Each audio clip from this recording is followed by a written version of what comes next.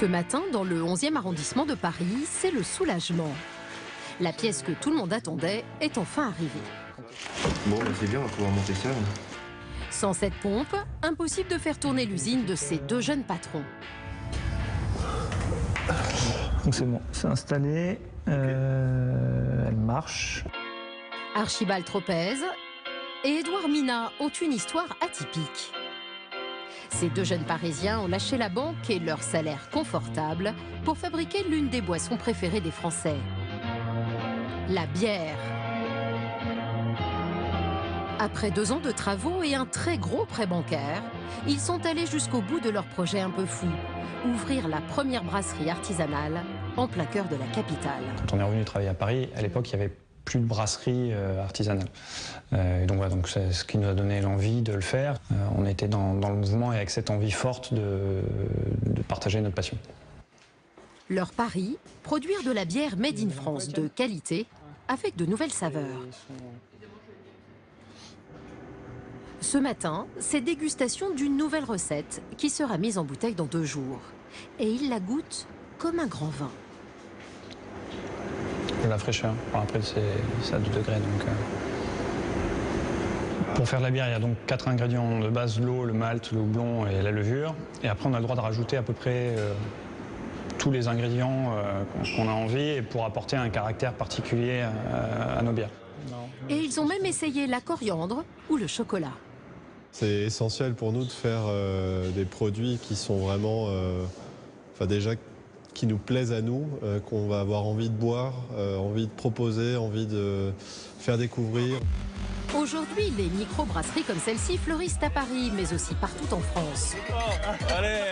Les consommateurs se rabattent désormais sur ces bières. Elles coûtent en moyenne 40% plus cher que les bières classiques, mais leurs saveurs sont plus élaborées. Et pour en savoir plus, certains n'hésitent pas à faire appel à un spécialiste, comme ici à Lille. Bienvenue à cette nouvelle soirée dégustation.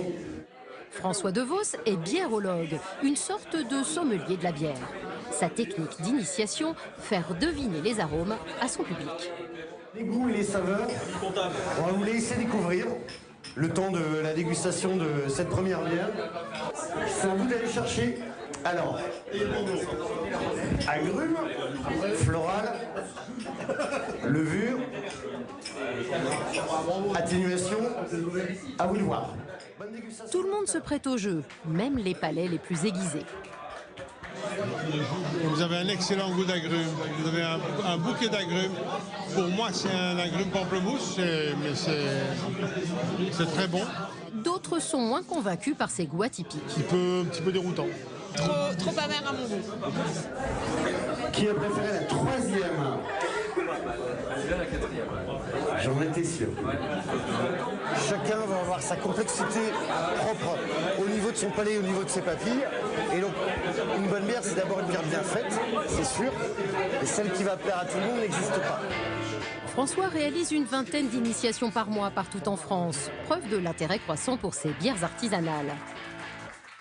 Certains vont même encore plus loin dans la recherche de nouveautés et de goûts personnalisés. C'est le cas de Paulin Bichotte. Depuis plusieurs années, il fabrique sa bière lui-même dans sa propre cuisine. Là, on est en train de préparer les 5 litres d'eau qui permettent de commencer à préparer de la bière. Et puis ces 5 litres d'eau qui doivent être à une température de 50 degrés. Ensuite, il ajoute le malt, brasse. Brasser la bière, c'est la mélanger, quoi. Il incorpore le houblon. Le houblon.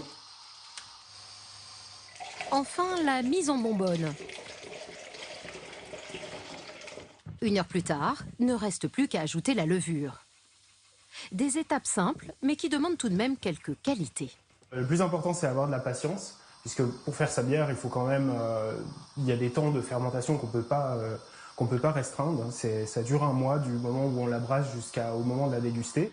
Et le résultat lui a donné une bonne idée. Vendre des kits avec tout le matériel pour que chacun puisse fabriquer sa bière à la maison. Et c'est dans son garage qu'il a débuté son aventure. Ces kits, vendus 55 € sur Internet, rencontrent un franc succès. Au début, j'avais fait ça comme une activité complémentaire. Au final, ça reste une activité complémentaire. Mais j'y passe quand même de plus en plus de temps. Avec une moyenne de 20 commandes par jour, Paula a dû créer sa société et pense à embaucher une personne pour l'aider d'ici la fin de l'année.